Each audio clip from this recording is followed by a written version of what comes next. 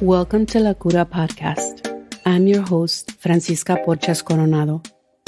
La Cura will take you on a journey at the intersection of health, healing, and social justice.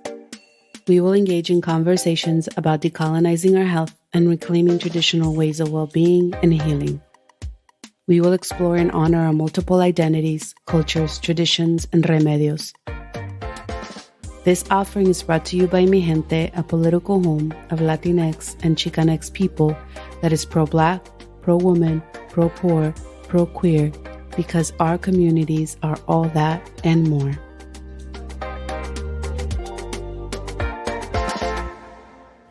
Hello, everybody. Really happy to have Neelam Pathikonda here today with us. And let me tell you a little bit more about Neelam. She's a family medicine osteopathic physician with a public health background working in South Los Angeles. She comes to the work of medicine from a community organizer perspective, having worked in grassroots community organization for 10 years prior to medical school. She is a practicing Buddhist meditator for the past 20 years and has taught meditation in various contexts. She seeks to practice a more integrative medicine and brings the best of Eastern and Western medicine together. She's also the mother of 2 young children, her most important job. Welcome, Neelam. Thank you. Thank you for having me. Of course. So I am excited to talk to you today. As we're kicking off the season, the big news obviously is the pandemic every day, all day. But another piece of big news, obviously, on a daily basis is the vaccine.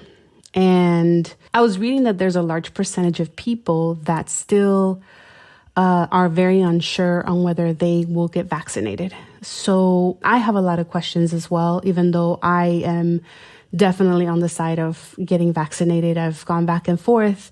And I think it actually came down to this moment of desperation of wanting my mom to get vaccinated when the vaccine became available in Arizona, that I realized, I want this to happen, right? Because I was kind of back and forth a bit. And also when I got COVID, which I'll tell you more about later. But I wanted to have this conversation with you because, one, not to have everybody listening to us be convinced that they need to take the vaccine. This isn't like an organizing episode. I respect your views, whoever you are out there listening to us.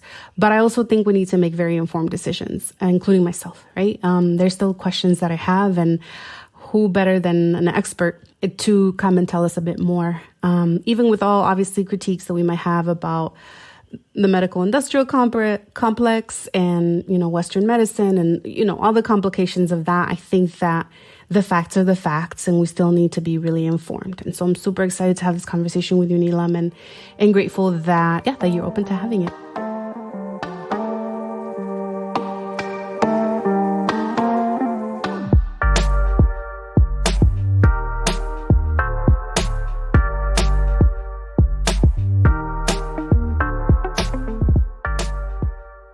Neelam sent me a really extensive, amazing document that you had been putting together, Neelam, for a while on just the vaccine and all kinds of really important information. So I read a bit about what you said about what is a vaccine and how does it work? And then you had mentioned how it's sort of a natural process. So some of us might not even be that aware, obviously, beyond the a vaccine is what prevents you from getting things like polio and measles. And so can you tell us a little bit more about that?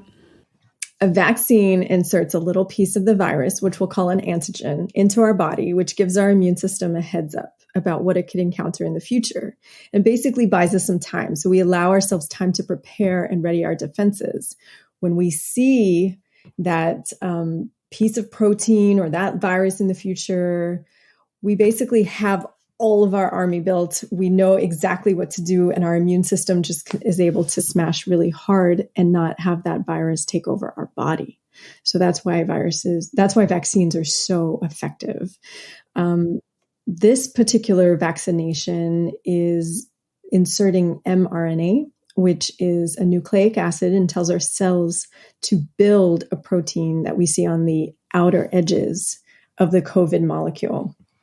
So our immune system sees this little protein, recognizes it as something it needs to fight against, builds up all the defenses, and is ready if you were to ever encounter COVID out in the world.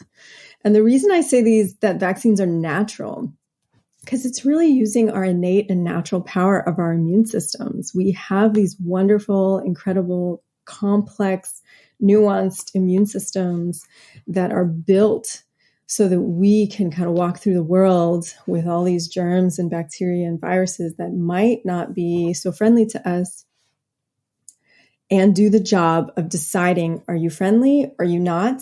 Let's get rid of you if you're not. So it's using this natural system that we've already created to really give ourselves time to prepare, so we're not so floored when we encounter an absolutely novel and new virus like COVID-19 out in the world.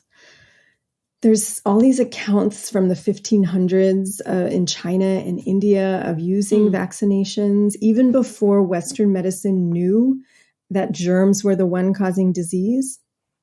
You can see reports that emperors who survived smallpox in particular as children realized, hey, I'm not getting smallpox as an adult because I had it as a child.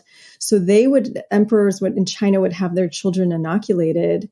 They would just grind up these smallpox scabs and blow the matter into their nostrils, or they would scratch the matter from a smallpox sore into the skin. Regardless of how they did it, they found that it worked. And so these vaccines have been around for a long time, sometimes even as early as 200 BC. We think about this as modern medicine, but it's not true, actually. We've been using vaccines for a long time. We just didn't call it that. How efficacious do you think they are? The COVID vaccination, I know some people think, oh my gosh, it was rushed. It was developed so quickly, but it was actually been around, the technology, for 10 or 15 years. And it's just been waiting for a pandemic like this to be able to put into practice. It was a technology that was developed under the Obama administration, in part by an African-American woman. And they never really got a chance to put it out into practice because we've never had this level of pandemic. So now is the chance, and they've done a lot of research. There's a lot of people writing on this and making sure, there's a lot of people that have a vested interest in making sure that this is safe and effective. We would have been happy, the public health community would have been happy for a vaccine that was 80% effective in preventing you from getting COVID. Both of the ones that are approved by the FDA right now are 94 and 95% effective in, preventing you from getting COVID. This would mean, these are shockingly high statistics. We just never thought that we would get a vaccine this effective. This basically means that after getting the 2 vaccinations, you would be more likely to be struck by lightning than getting COVID. It's just incredibly effective at preventing COVID. What would that 5%, why would it not be effective, that 5%? Is there something in the condition of the person, or? So the way that they decide this percentage number has everything to do with just who got COVID while they were vaccinated. And it was 5% of who they tested got COVID while they were vaccinated. It's hard to tell, what that person might have been doing, because it wasn't a lot of people who got COVID while they were vaccinated. So it's hard to tell what might be going on in their immune system. Perhaps they didn't launch as big of an antibody response, the response of the immune system that we're hoping for whatever reason. It's hard to know. It really is hard to know. And we're going to know more as we go on in time about, how effective these vaccinations are in real life situations, especially with the different kinds of mutations that COVID could encounter. So there is a lot of unknowns, but even in these initial trials, getting something like 94 and 95% protective against a virus it's like one of our most successful vaccines that we've ever designed as in modern science.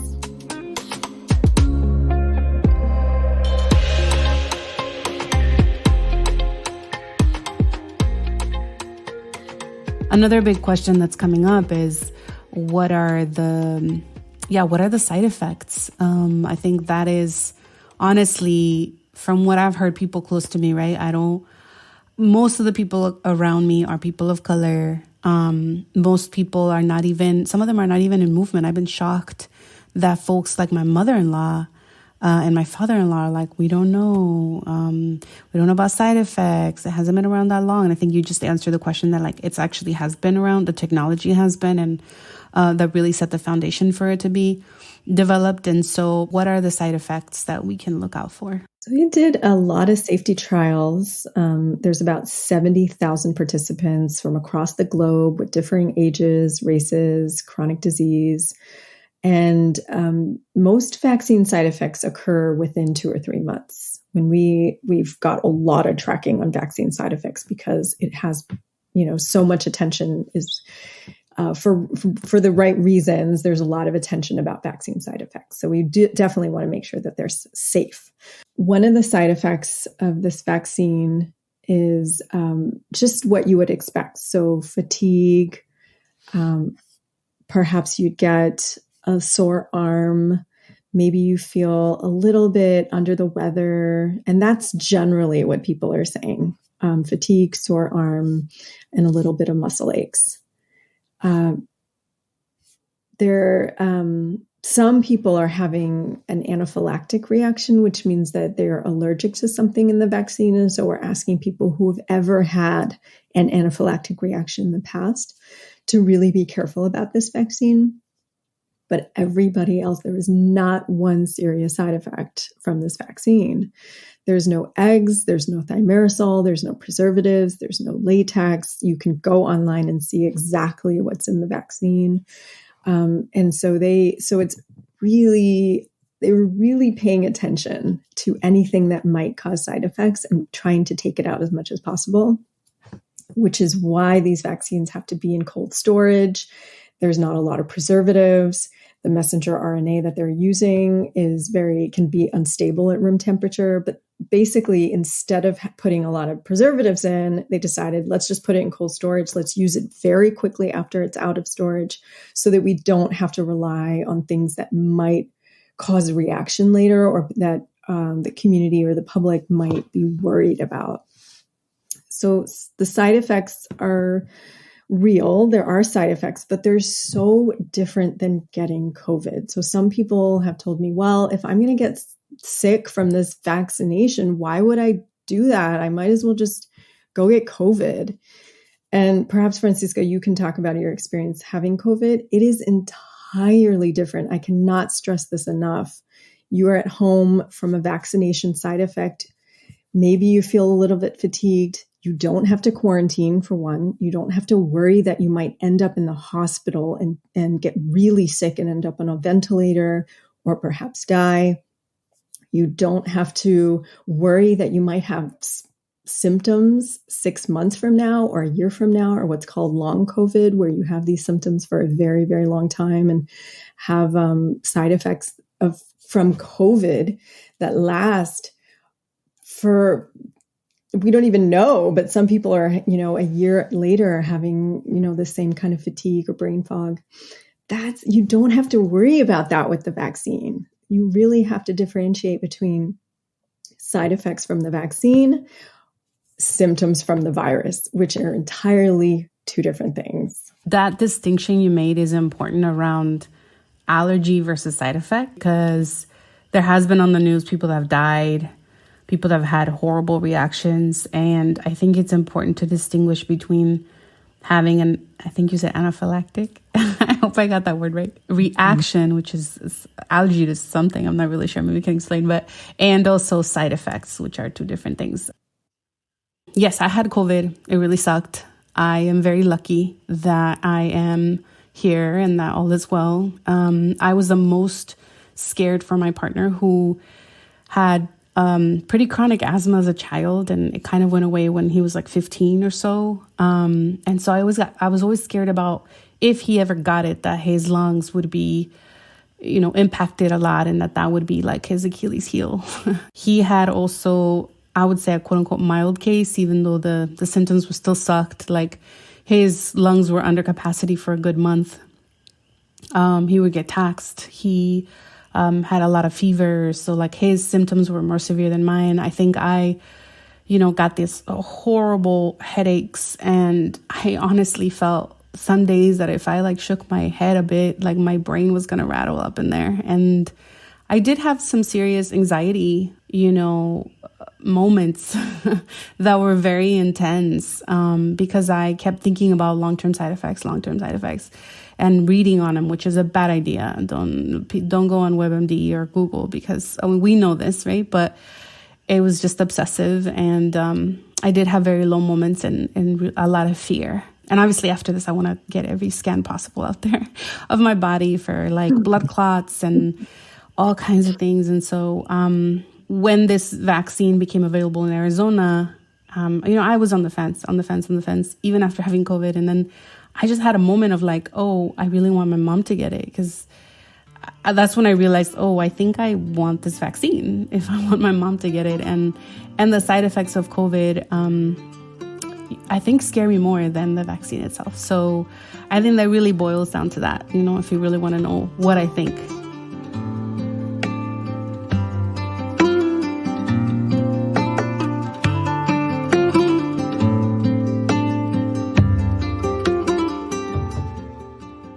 I want to shift us a bit and talk a little bit about some of the things that folks are saying that really concerns them. And I really want to honor, I think, people's worries.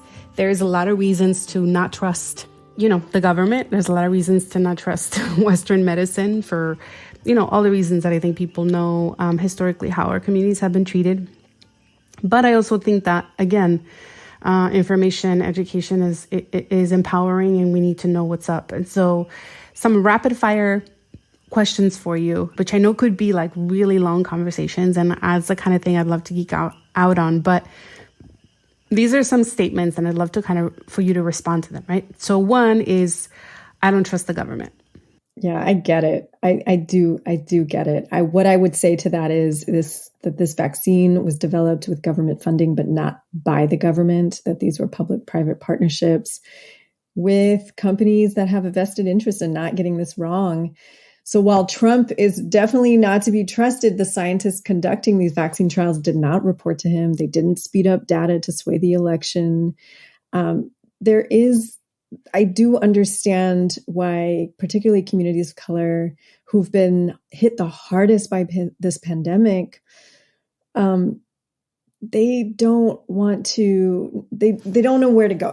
There's a lot of racism in Western medicine, and I really do understand that. Experiments like the Tuskegee trial and things like that really cause people pause. And I totally understand that. I just don't want anybody's life to be a casualty to history.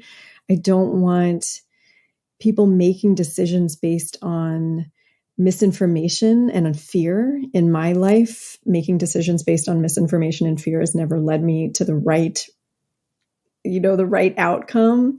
So I want the communities of color and communities that are most burdened by COVID, that have the most to gain, and who are experiencing COVID at the highest rates, and also experiencing the most severe symptoms of COVID at the highest rates, be able to have access to this technology. And honestly, because I just don't want to see any more people dying. I just don't want people to wait, because the vaccine, there is not an abundant supply of it. So if they're offering it to you, take it. It might not be there when you want it. Mm-hmm. What about this statement? I already got COVID, so will I be immune enough? This is a good one. You do have immunity when you get COVID. So you're immune for about 4 to 5 months, but then your immunity wanes. You're also only immune to the variant that you might have been exposed to, whereas the vaccine causes a higher level of immune response. That's what it's built for. The only thing we're introducing in is like, how can we get the most immune response for our effort, right? So you're going to have a higher immunity with the vaccine than you would with COVID. So you won't have to worry about getting the vaccine after you have COVID. You're not going to have like a hyperimmune response or anything like that. What we're asking people to wait 3 months just because of supply and demand. But you honestly don't have to wait. You can get vaccinated and it'll be a much long lasting, effective immunity than you would get just from having COVID. What about I'm not getting the vaccine because it causes infertility? So this is a complete myth, and it stems, I guess, from a retired British doctor who used to work for Pfizer a decade ago, has not been there for a long time. It stems from misinformation. So the idea is that there's a spike protein that the vaccine targets that can cause antibodies towards a protein called synctin-1, which is used for placental attachment. But these proteins are actually very structurally dissimilar. So this is a complete myth. In the vaccine trials, there were pregnancies that occurred. And I think there's a really important thing here, which is just like, there's a risk about doing nothing. We talk about the risk of getting vaccines, but we have to also talk about the risk of doing nothing and not getting vaccinated in the middle of a pandemic. Would you be okay if you gave COVID to someone, not realizing you had it, who then died from it? Would you be okay with getting COVID yourself and being a COVID long hauler? How would that impact your family? So definitely there's something to think about when you think about risk-benefit ratio is what is the risk of doing nothing? Absolutely. Another one last one. I'm breastfeeding or pregnant and there has not been enough data collected so that I can safely, get the vaccine. I think you talked about there were pregnancies, but that was more around fertility. I'm curious about how would you respond to that? So the American College of Obstetrics and Gynecology says the vaccine is safe in pregnancy. There's no documented risk to the fetus, no risk in animal studies from the COVID vaccination. There's a long tradition of excluding pregnant women from clinical trials because of the FDA, because of safety. The FDA doesn't allow it. But vaccines in pregnancy, unless it's a live virus, have been considered safe without all these rigorous clinical trials, which is why we would say that COVID vaccination is safe in pregnancy. I will say that there's a risk to doing nothing, that pregnant women are 5 times more likely to end up in the ICU from severe COVID illness if they do catch COVID. And that's because pregnant women have lowered immune systems. So they're considered high risk. And in that situation, you have to think about the risk and the benefit, the risk of doing nothing versus the risk of vaccinating. Many people have ended up on the side of vaccinating pregnant women.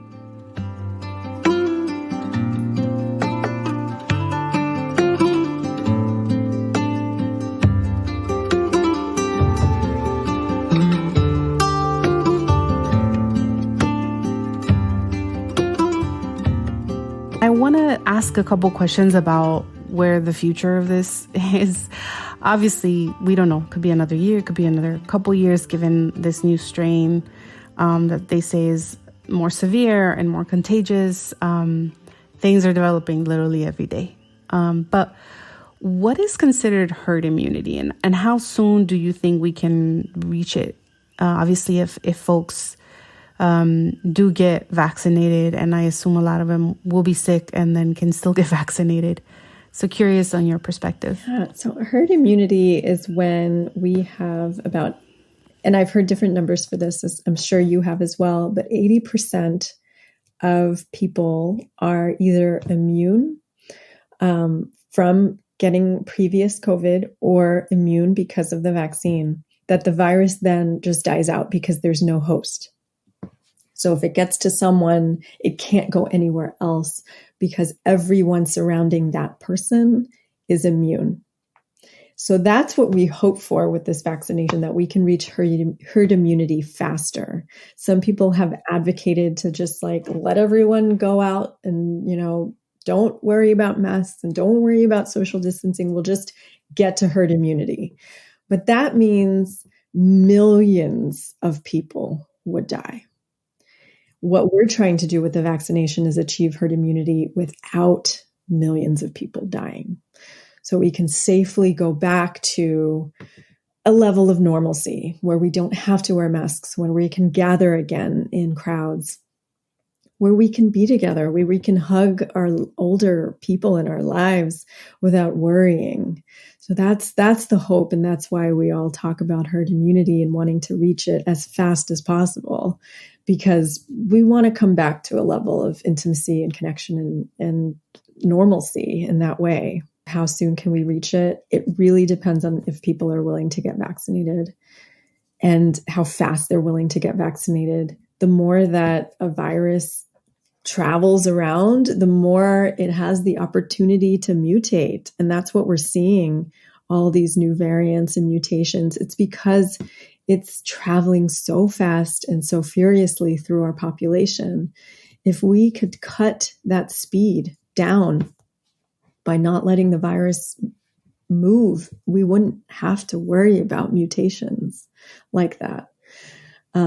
So, we don't know how often we'd have to get vaccinated against COVID, but the hope is that once we can curb the level of transmission and the speed at which it's racing through our communities, we wouldn't have to worry so much about mutations and variants.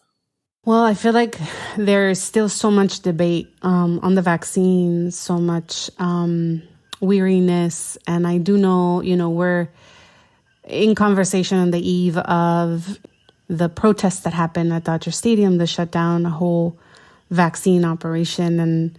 And these were, you're in Los Angeles, Neelam, and what you were just telling me is that these were folks that are Trump supporters and right-wingers, and there is some sort of some level of ideological line that I think folks are falling on in this moment around this particular vaccine. Not to say that everybody's on that side, obviously. I'm curious if you can say a little bit more about that. Yeah, when you look at who is the leaders of the anti-vax movement right now, who's vocal and out there, they were the same people who stormed the Capitol recently. They have Proud Boys as their security. These are people with an agenda. And I really want folks who are listening to think about that in terms of, are these the people that should be making decisions about your health? And do they have your safety and your wellness in mind when they tell you not to take these vaccines? They're the same people who think COVID is a hoax and who are rabid white supremacists. So I want us to be really cautious and really critical about the messages that we get, understanding who we're getting them from, and really making decisions about our health with that in mind. I really want us to think about our communities. When the pandemic first started, the message that I was giving and getting was that the best way that we could take care of each other was to stay home. And I still think that's true, but I now would say that the best way for us to take care of each other is to get this vaccine. I would hate for my decision to not get the vaccine to cause someone else to suffer. And so I do think that we need to think about this as our community, because honestly, it's this community that's going to create immunity, is when we all do it. That's the way this vaccine works.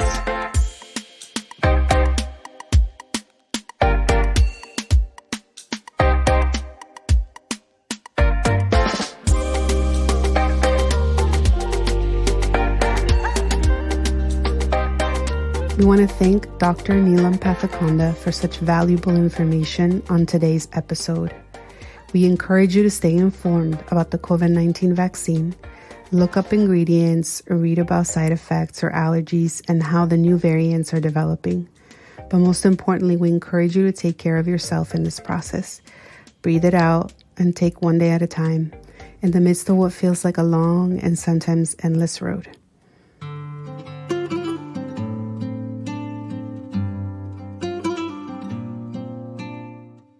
For our Mística Medicina today, I want to share a healing bath that was shared with us by Manuel Arciniegas, Season 1. The bath is to stabilize, balance, and soothe your spirit and aura and be in harmony with the divinity of nature. All you have to do is get a gallon's worth of water and pour it into a bucket or a big bowl. Water is a portal for spirit. Water is 60% of the body and 70% of the planet. Also, get a bunch of fresh basil. You can get 2, 3, 4, 5 bunches. A powerful cooling plant. Basil has a lot of benefits, but one of them is that it is a cooling plant. It brings coolness. As you prepare for your bath, begin to channel your intentions. If possible, light a candle to illuminate the path of your ancestors or the ancestors that you revere, or your guiding spirits that protect you. Take the leaves from the stalks or the stems and put them into the water. Ensure that they are submerged and wet. Then you go back into the water, grab the bunches of basil and begin to scrub between your hands the basil with both hands to release the essence of the basil plant into the water. When the water is silky from the scrubbing, take your bath. You probably won't have to scrub more than 10 to 15 minutes, and then the water will become pretty silky. You can go longer, of course, if you want to pray longer into the water, into the basil and the essence of it all. As you bathe, again, continue to be in a meditative state. Continue to pray for the coolness that you desire, the soothing that you desire, and the balance that you want to be in with nature and with everything around you. For a longer version of this offering, check out episode 1 of Season 1 by Manuel Arciniegas.